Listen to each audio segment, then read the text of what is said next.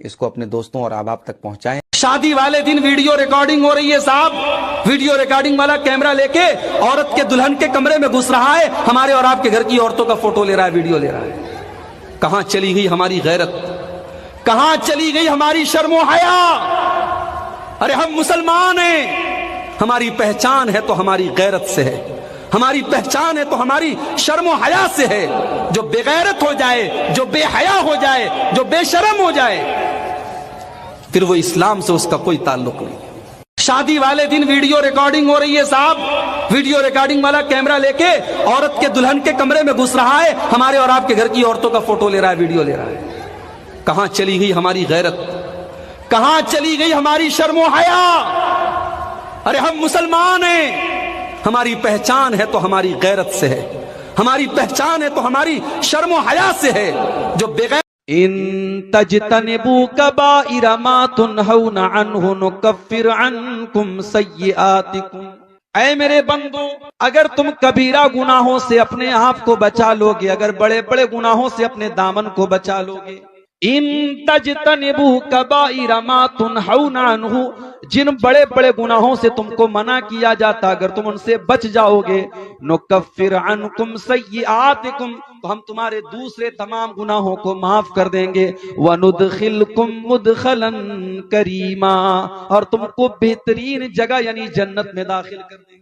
ان تجتنبوا کبائر ما تنہون عنہ نکفر عنکم سیئاتکم، اے میرے بندو اگر تم کبیرہ گناہوں سے اپنے آپ کو بچا لو گے، اگر اے میری پیاری ماں، آپ کا دوپٹہ ہمیشہ سر پر ہے، آپ کی جوان بیٹی بنا دوپٹے کے کیوں ٹہل رہی ہے؟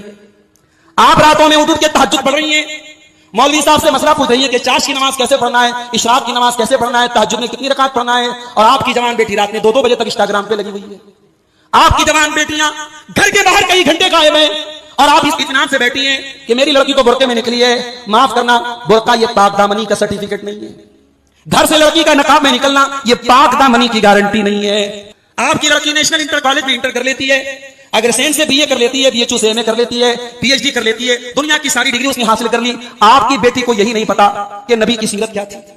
آپ بڑے افسوس کے ساتھ کہنا پڑتا ہے، جائیے اور کلاس 8 اور 9 کی بچیوں سے پوچھ لیجئے، انہیں یہ تک نہیں پتا کہ حضرت فاطمہ کون تھی، انہیں یہ تک نہیں پتا حضرت عائشہ کون تھی، انہیں یہ تک نہیں پتا کہ عورت کے غسل کا طریقہ کیا ہے، انہیں توحید کا مطلب بھی نہیں پتا، ان کو شرک کا مطلب بھی نہیں پتا۔ یہ حال آپ کی قوم کی بیٹیوں کی ہے جب آپ نے ان کو دین سکھایا ہی نہیں۔ اسی لیے انسان کو ہمیشہ اپنی زندگی کے ہر دن کو اپنا آخری دن سمجھ کے زندگی گزارنا چاہیے۔ کوئی گناہ کرنے کے ٹائم انسان کو سوچنا چاہیے اگر اسی حالت میں موت آ گئی تو ہمارا کیا حال ہوگا۔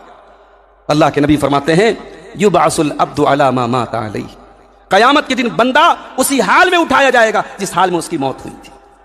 اب سوچو اگر ہم کوئی گناہ کرتے وقت، کوئی اللہ کو ناراض کرنے والا، کوئی نافرمانی والا، کوئی ناجائز کام کرتے ہوئے اللہ نہ کرے اگر ہماری موت ہو جائے میرے بھائی، تو قیامت کے دن ہم اٹھیں گے اسی حال میں اٹھیں گے۔ اسی لیے جو انسان حج کے احرام کی حالت میں انتقال کر جائے، اللہ کے نبی نے فرمایا کہ اس کو اسی حال میں، اسی احرام کے کپڑے میں اس کو دفنایا جائے گا، اس کو الگ سے کفن نہیں پہنایا جائے گا۔ کیوں؟ فَإِنَّهُ يَأْتِي يَوْمَ الْقِيَامَةِ مُلَبِّيًا، کل قیامت کے دن احرام کی حالت میں، حج کا احرام اور عمرہ کا احرام باندھ کر کے جو مرا تھا، قیامت کے دن جب وہ آئے گا تو وہاں پر بھی وہ تلبیہ پکارتے ہوئے لبیک اللہم لبیک کہتے ہوئے اٹھے گا، اسی حال میں وہ اٹھے گا۔ تو موت کو ہمیں یاد رکھنا چاہیے میرے بھائی۔ ایک بات بولتا ہوں، علماء کے سامنے بڑی ذمہ داری کے ساتھ بولتا ہوں، اس دور میں جب برائی موبائل کی اسکرین پر آ چکی اور انگلی کے ذرا سے ٹچ پر دنیا کی ساری گندگی انسان کی نگاہوں کے سامنے آ جاتی، اس دور میں اپنے آپ کو غلط کاموں سے بچانا بہت بڑا چیلنج ہے۔ مگر اس چیلنج کو پورا کرنے کے لیے ایک طاقت ہے ہمارے پاس، اللہ کا تقویٰ ہے اور اللہ کا ڈر ہے۔ اور یہ چیز اگر نہیں ہے اور ہم عوام کی نظر میں اور سماج کی نظر میں بڑے نیک ہیں، بڑے نمازی ہیں، بڑے متقی ہیں، لیکن ہماری تنہائیاں گناہوں سے لت پت ہیں، ہم بیڈ روم کی تنہائی میں اور بند کمرے کی تنہائی میں غلط کام کر رہے ہیں، تو یاد رکھو ہماری نمازیں ہمارے منہ پر مار دی جائیں گی، ہمارے حج اور عمرے برباد ہو جائیں گے، ہماری زکوٰۃ اور ہمارے صدقات و خیرات برباد ہو جائیں گے۔ اللہ کے پیارے نبی جناب محمد الرسول اللہ صلی اللہ علیہ وسلم فرماتے ہیں، بعض علماء نے اس آیت کو سامنے رکھ کے ایک نقطہ بیان کیا ہے کہ لڑکی، عورت بے حیا تبھی ہوتی ہے جب باپ اپنی ذمہ داری میں کوتاہی کرے، جب بھائی اپنی ذمہ داری میں کوتاہی کرے۔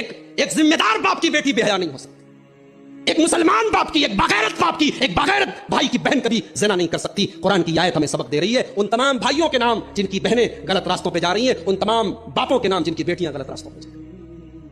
مریم پاک دامن ہے، مریم عفیفہ ہے، مریم طیبہ ہے، مریم طاہرہ ہے. مریم اپنے بچے کی طرف اشارہ کر کے کہتی ہے کہ یہ اس بچے سے پوچھ لو.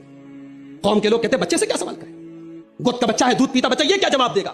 مگر جب ایک پاک دامن عورت کے کیریکٹر پر حرف اٹھایا جائے، ایک پاک دامن عورت کے کیریکٹر پر الزام لگایا جائے، تو اللہ دودھ پیتے بچے کو بھی قوت گویائی دے دیتا ہے. قال انی عبد اللہ آتانی الکتاب وجعلنی نبیا وجعلنی مبارکا اینما کنت. عیسیٰ علیہ السلام اپنی ماں کی مقدس گود سے کہتے ہیں دنیا والوں سن لو، میں اللہ کا پیغمبر ہوں، میں عیسیٰ ابن مریم ہوں، مجھے اللہ نے بغیر باپ کے پیدا کیا ہے، میں اللہ کا نبی ہوں.